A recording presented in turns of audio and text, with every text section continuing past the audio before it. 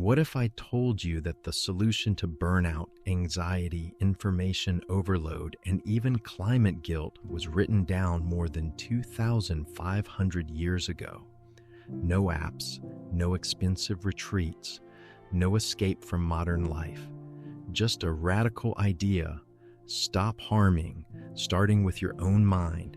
This is Jainism in 2026, an ancient philosophy that feels unexpectedly futuristic.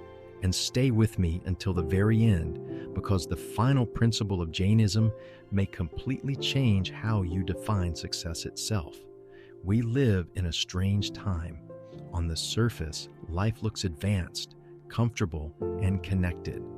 But internally, many of us feel restless, overwhelmed, and quietly exhausted. We are constantly online, yet deeply lonely. We are productive, yet mentally drained. We consume more information than any generation before us, yet feel starved for wisdom.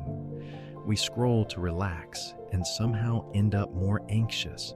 We work for security and feel more uncertain. We chase happiness and miss peace. Pause for a moment and ask yourself, when was the last time your mind was truly quiet, not distracted, not entertained, just still? Here is something Jainism understood long ago. Most suffering does not come from the world, it comes from how we interact with it. Jainism does not try to add more practices to your already full life. It teaches you what to remove. Let us begin with the biggest modern crisis: mental violence.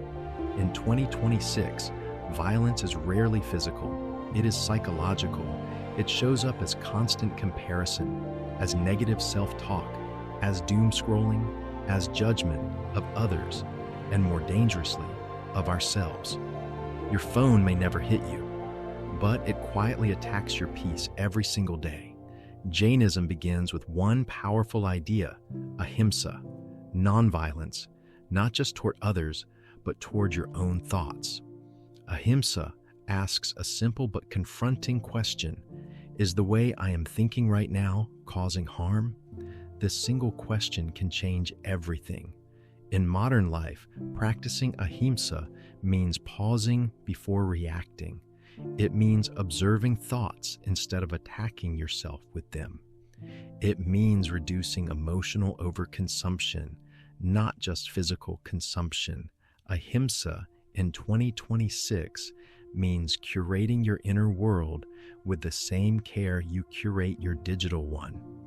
And when the mind becomes gentler, another problem comes into focus: anxiety about the future, career pressure, financial uncertainty, rapid technological change, global instability. Our minds live in a constant state of what if. We worry about outcomes we cannot control. We suffer over futures that do not yet exist. Jainism offers a response called Aparigraha, non-attachment. This does not mean giving up ambition or comfort. It means not letting possessions, roles, or achievements define your worth. When identity becomes attached to a job uncertainty becomes anxiety. When happiness becomes attached to things, loss becomes suffering. Aparigraha gently reminds us, you can use things without letting them use you.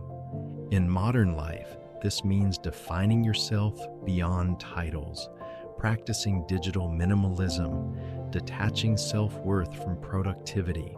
The pressure to constantly become more may be the very thing blocking your peace. And then there is another silent struggle: ego and comparison. In 2026, everyone is building a personal brand, a career identity, a curated online self. We constantly measure ourselves against others. Am I ahead or behind? Am I doing enough? Comparison slowly erodes joy. Jainism responds with a profoundly calming idea: Anekantavada, the understanding that reality is complex, that no single perspective is complete. You do not have to be right all the time. Someone else's success does not invalidate your journey. multiple truths can exist at once. When certainty softens into curiosity, mental health improves, not because life becomes easier, but because the mind becomes more flexible. Ask yourself, what if peace is not about changing the world, but about changing how you interpret it? Another modern burden follows us everywhere. Environmental guilt. We know the planet is under strain, but knowing does not always translate into mindful living. Jainism approaches this not with fear, but with compassion. Jiva Daya, compassion for all life. Jain philosophy does not see humans as owners of earth, but as participants in a living system. Every choice matters: what you consume, how much you consume, why you consume. This is not about perfection, it is about awareness.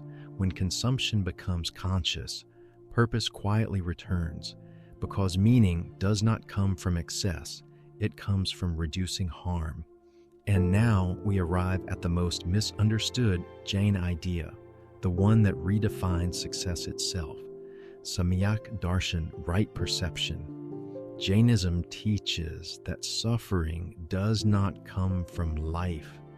It comes from seeing life incorrectly. We chase speed instead of direction, achievement instead of alignment, validation instead of clarity. Right perception changes everything. Pressure dissolves. Comparison fades.